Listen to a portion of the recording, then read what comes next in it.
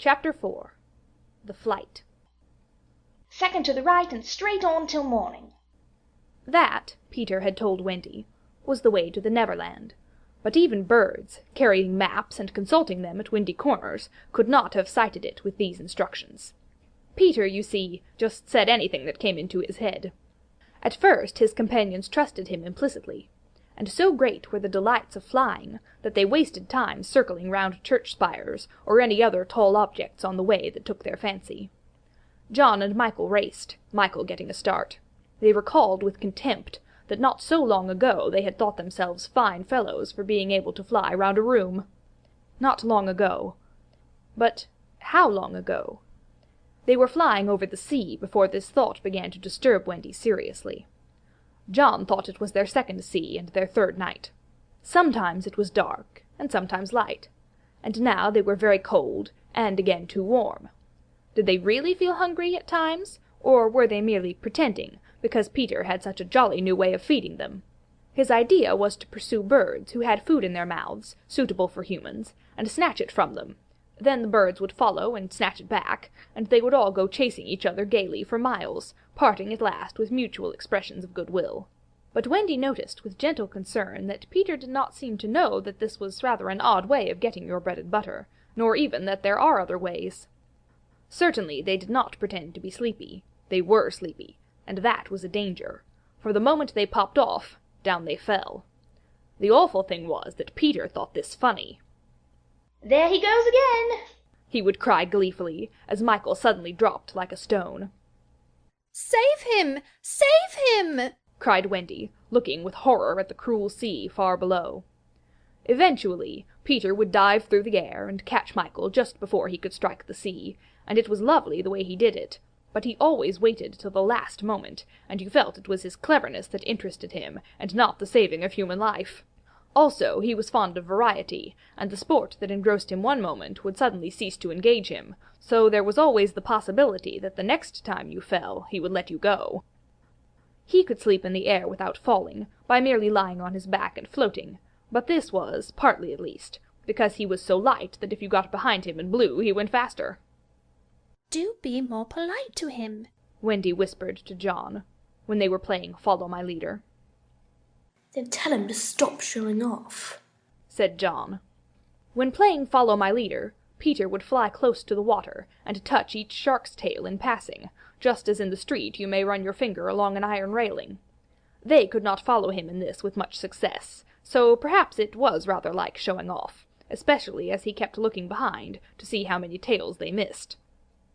You must be nice to him, Wendy impressed on her brothers. What could we do if he were to leave us? We could go back, Michael said. How could we ever find our way back without him? Well, then we could go on, said John. That is the awful thing, John. We should have to go on, for we don't know how to stop. This was true. Peter had forgotten to show them how to stop. John said that if the worst came to the worst, all they had to do was to go straight on, for the world was round, and so in time they must come back to their own window. And who is to get food for us, John? I nipped a bit out of that eagle's mouth pretty neatly, Wendy. After the 20th try, Wendy reminded him. And even though we became good at picking up food, see how we bump against clouds and things if he is not near to give us a hand. Indeed, they were constantly bumping. They could fly now strongly, though they still kicked far too much. But if they saw a cloud in front of them, the more they tried to avoid it, the more certainly did they bump into it. If Nana had been with them, she would have had a bandage round Michael's forehead by this time. Peter was not with them for the moment, and they felt rather lonely up there by themselves. He could go so much faster than they that he would suddenly shoot out of sight, to have some adventure in which they had no share. He would come down, laughing over something fearfully funny he had been saying to a star, but he had already forgotten what it was. Or he would come up with mermaid scales still clinging to him, and yet not be able to say for certain what had been happening. It was really rather irritating to children who had never seen a mermaid. And if he forgets them so quickly, Wendy argued, how can we expect that he will go on remembering us? Indeed, sometimes when he returned he did not remember them, at least not well. Wendy was sure of it. She saw recognition come into his eyes, as he was about to pass them the time of day and go on. Once even she had to call him by name. "I'm Wendy," she said agitatedly. He was very sorry. I say, Wendy, he whispered to her. always, if you see me forgetting you, just keep on saying, I'm Wendy, and then I'll remember. Of course, this was rather unsatisfactory. However, to make amends, he showed them how to lie flat out on a strong wind that was going their way, and this was such a pleasant change that they tried it several times, and found that they could sleep thus with security. Indeed, they would have slept longer, but Peter tired quickly of sleeping, and soon he would cry in his captain voice, We get off here. So, with occasional tiffs, but on the whole rollicking, they drew near the Neverland. For after many moons they did reach it, and, what is more, they had been going pretty straight all the time, not perhaps so much owing to the guidance of Peter or Tink, as because the island was looking for them. It is only thus that anyone may sight those magic shores. There it is. Said Peter calmly. Where? Where all the arrows are pointing. Indeed, 1,000,000 golden arrows were pointing it out to the children, all directed by their friend the Sun, who wanted them to be sure of their way before leaving them for the night. Wendy and John and Michael stood on tiptoe in the air to get their first sight of the island. Strange to say, they all recognized it at once, and until fear fell upon them they hailed it, not as something long dreamt of and seen at last, but as a familiar friend to whom they were returning home for the holidays. "John, there's the lagoon." Wendy, look at the turtles burying their eggs in the sand. I say, John, I see a flamingo with a broken leg. "Look, Michael, there's your cave." John, what's that in the brushwood? It's a wolf with a whelps. Wendy, I do believe that's your little whelp. There's my boat, John, with her sides stove in. No, it isn't. Why, we burned your boat. That's her at any rate. I say, John, I see the smoke of the Redskin camp. Where? Show me and I'll tell you by the way the smoke curls whether they are on the warpath. There, just across the mysterious river. I see now. Yes, they are on the warpath right enough. Peter was a little annoyed with them for knowing so much, but if he wanted to lord it over them his triumph was at hand, for have I not told you that anon fear fell upon them? It came as the arrows went, leaving the island in gloom. In the old days at home, the Neverland had always begun to look a little dark and threatening by bedtime. Then unexplored patches arose in it, and spread, black shadows moved about in them. The roar of the beasts of prey was quite different now, and above all, you lost the certainty that you would win. You were quite glad that the night lights were on. You even liked Nana to say that this was just the mantelpiece over here, and that the Neverland was all make-believe. Of course, the Neverland had been make-believe in those days, but it was real now, and there were no night lights, and it was getting darker every moment. And where was Nana? They had been flying apart, but they huddled close to Peter now. His careless manner had gone at last. His eyes were sparkling, and a tingle went through them every time they touched his body. They were now over the fearsome island, flying so low that sometimes a tree grazed their feet. Nothing horrid was visible in the air, yet their progress had become slow and labored, exactly as if they were pushing their way through hostile forces. Sometimes they hung in the air until Peter had beaten on it with his fists. They don't want us to land, he explained.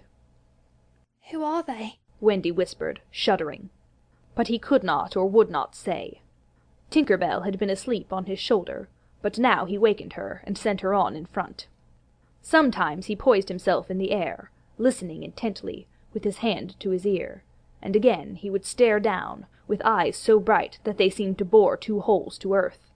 Having done these things, he went on again. His courage was almost appalling. Would you like an adventure now? He said casually to John. Or would you like to have your tea first? Wendy said, "Tea first." quickly, and Michael pressed her hand in gratitude, but the braver John hesitated. What kind of adventure? He asked cautiously. There's a pirate asleep in the pampas just beneath us. Peter told him. If you like, we'll go down and kill him. I don't see him. John said, after a long pause. I do. Suppose, John said, a little huskily. He were to wake up. Peter spoke indignantly. You don't think I would kill him while he was sleeping? I would wake him first and then kill him. That's the way I always do. I say, do you kill Minnie? Tons. John said, How ripping. but decided to have tea first. He asked if there were many pirates on the island just now, and Peter said he had never known so many. Who's captain now? Hook. Answered Peter, and his face became very stern as he said that hated word. Jas Hook? Aye. Then, indeed, Michael began to cry, and even John could speak in gulps only, for they knew Hook's reputation. He was Blackbeard's bosun. John whispered huskily. He is the worst of them all. He is the only man of whom Barbecue is afraid. That's him. Said Peter. What is he like? Is he big? He is not so big as he was. How do you mean? I cut off a bit of him. You? Yes, me. Said Peter sharply. I wasn't meaning to be disrespectful. Oh, all right. But I say, what bit? His right hand. Then he can't fight now? Oh, can't he just? Left-hander? He has an iron hook instead of a right hand, and he claws with it. Claws? I say, John. Said Peter. Yes? Say, aye, aye, sir. Aye, aye, sir. There is one thing, Peter continued. that every boy who serves under me has to promise, and so must you. John paled. It is this. If we meet Hook in open fight, you must leave him to me. I promise. John said loyally. For the moment they were feeling less eerie, because Tink was flying with them, and in her light they could distinguish each other. Unfortunately, she could not fly so slowly as they, and so she had to go round and round them in a circle, in which they moved as in a halo. Wendy quite liked it, until Peter pointed out the drawbacks. She tells me, He said, that the pirates sighted us before the darkness came, and got Long Tom out. The big gun? Yes, and of course they must see her light, and if they guess we are near, they are sure to let fly. Wendy! John! Michael! Tell her to go away at once, Peter. the three cried simultaneously, but he refused. She thinks we have lost the way, He replied stiffly. and she is rather frightened. You don't think I would send her away all by herself when she is frightened? For a moment the circle of light was broken, and something gave Peter a loving little pinch. Then tell her Wendy begged. to put out her light. She can't put it out. That is about the only thing fairies can't do. It just goes out of itself when she falls asleep, same as the stars. Then tell her to sleep at once. John almost ordered. She can't sleep except when she's sleepy. It's the only other thing fairies can't do. Seems to me Growled John. these are the only two things worth doing. Here he got a pinch, but not a loving one, If only one of us had a pocket, Peter said. we could carry her in it. However, they had set off in such a hurry that there was not a pocket between the four of them. He had a happy idea. John's hat.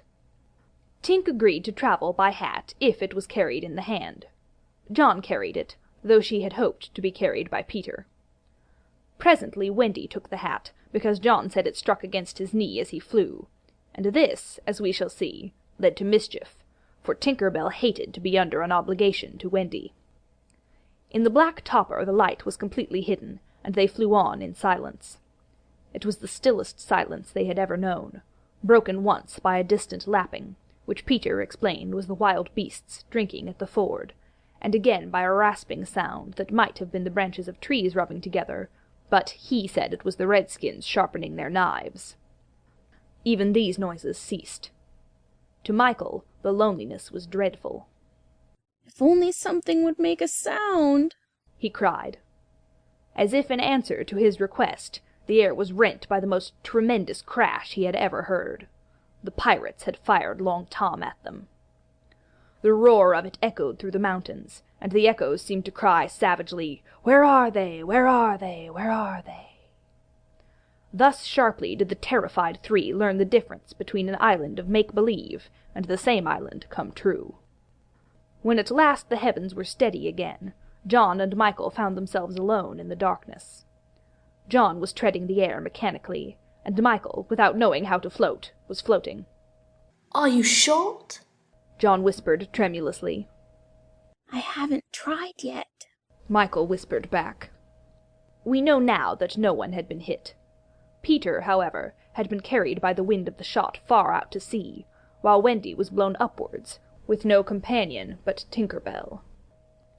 It would have been better for Wendy if at that moment she had dropped the hat. I don't know whether the idea came suddenly to Tink, or whether she had planned it on the way, but she at once popped out of the hat, and began to lure Wendy to her destruction.